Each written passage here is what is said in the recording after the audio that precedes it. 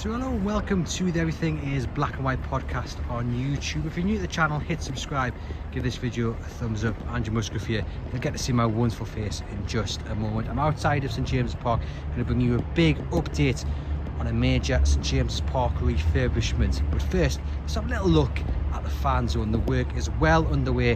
When I'm down here, I always like just to give you guys a little bit of an update on what is going on at the moment. As you can see, building work looks like a building site because it is, but every time I walk past here there's something new to look at, and the work is coming on leaps and bounds.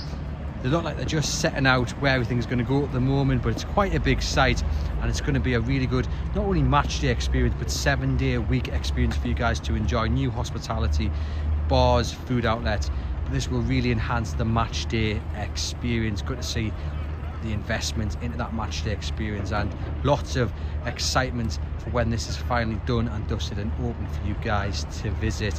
It is quite a big site, isn't it? So I'm good to see the work ongoing, and hopefully not too long until it's ready for use. But anyway, that's not what we're here for. We're here because you may have seen on chroniclelive.co.uk I did a story on Monday about some important news about the stadium and some work which is penned for the end of the season, and the reaction to the article. Lots of excitement when people read the news, and if you haven't read it, I'm going to fill you in on what it is all about. But there is the club shop, so let me tell you what you've missed if you haven't read the article. So hello, hope you guys are doing well outside the club store, as you can see. And the big news that I broke yesterday was that the club store behind me will temporarily close at the end of the season to undergo a massive refurbishment to coincide with Adidas's arrival as the kit manufacturer. So it's no secret, Adidas is due to come in and replace Castore. Castore originally signed a deal previously under Mike Ashley in 2021. It was due to last until 2026, but it was back in September of last year when it was announced Adidas would come in, returning to the club. They made the kits between 95 and 2010, and when you think of Adidas, you sort of think of Newcastle. And when you think of Newcastle, you sort of think of Adidas. You know, it's those Adidas kits, especially of the entertainers era that really stick in people's mind. The grandad collar is a particular favourite of most, and there's real excitement of Adidas returning to the club. But I have to say, actually, I think Castore have gone out with a bit of a bang, because I am a big fan of these home kits. This is one of the finest home kits we've seen in recent campaigns, and if you want a discount price for it, everything's heavily discounted in store and online. I got this kit last week for £21, absolute bargain. So I think they are going out on a high with these designs.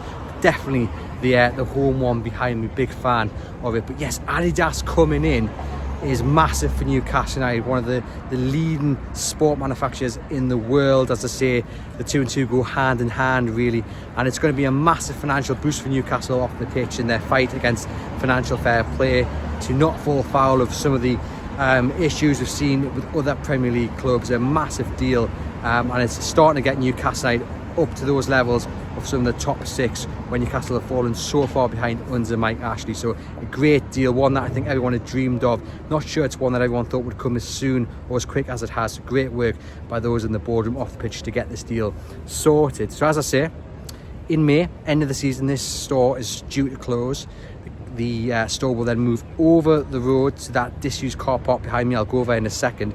The planning application is in with the council for the temporary store right opposite the current club store, and in there plenty of documents, but basically the main line out of it is that the club store is going to go under a comprehensive refurbishment, which tells you everything you need to know about the investment Adidas and the club are putting into the kits. Essentially, they want you to have the very best experience when you're shopping for the kit, training kit, hats, scarves, whatever. They want to make it the very best experience possible. So this store is going to be fantastic when it is open.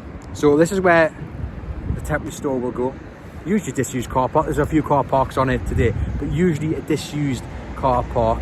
It will be a pre-manufactured setup. So it's a section of 5 sections, a bit like a shipping container is what I'm imagining. 5 kind of shipping containers put together, and then when the club store is ready to be reopened, they'll be repackaged and can be reused elsewhere. So tick for sustainability, and then the site returned to its current state, which is, as you can see, behind me, and then this of course will open May to July is what's been suggested. It might open a little bit sooner, you would think. Of course, you're expecting a massive launch of the new kits, probably August, you would think. Well, July maybe. It'd have to come before the season kicks off, so you would say late July. Probably real excitement about what Adidas can produce, because as I say, when you think of Adidas, you think of Newcastle, and I'm really excited to see if they can hit the highs of the entertainers here. I don't really think they've got too many kits wrong. Maybe that yellow and white one, do you remember that one? Maybe that one was pushing the boundary slightly, but as a whole they did fantastic with the Newcastle United kits, and there's real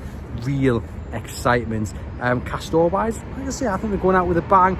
I think the designs have been all right. Let me know in the comments what you've thought about the Castor design. Let me know what you think about this investment into the club shop, about the temporary movement. Hey, it's great because it keeps people's jobs as well. The people who work there will get to turn for work just over the road, and it means you guys can still go out and buy your kit and your training kit, which is fantastic. And while I'm outside of St James's Park as well, brief word, because there's been plenty of debate recently. It's a lovely sunny day, sorry about the sunshine, it's a lovely sunny day, about what happens to St James's Park.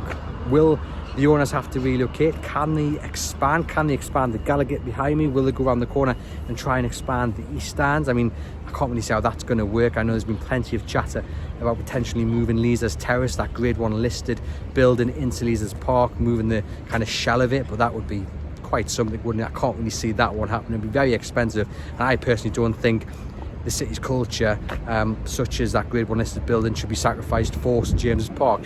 This is as much as Newcastle's culture as those buildings around the corner, in my view. Let me know what you think. The Gallagher would probably be the dream one to maybe try and expand, but I'm not really sure how easy that would be. Of course, Newcastle United employing the very best architects to find the solution. It's been a feasibility study still undergoing, and they're going to obviously collate all of the responses and see what they get from that. But exciting times off the pitch. The investment here in the club shop, the investment down there at the farm park, it's really exciting. Newcastle doing everything to make sure they can squeeze every last penny out of anything that they can make profitable, because that's all counts, and that will get reinvested into the club, into the facilities, and it's just to make it a better experience for you guys, the fans, but also making sure that they get enough money in to keep reinvesting in the club on and off the pitch, into the playing staff, into the squad. And it's really exciting that you've got owners who are doing everything they can do to make this club the best it can possibly be. But that's the news today. The club shop behind me set to temporarily close at the end of the season, with work in it to undergo between May and July to coincide with the incoming kit manufacturing change of Adidas. Exciting times ahead with them returning.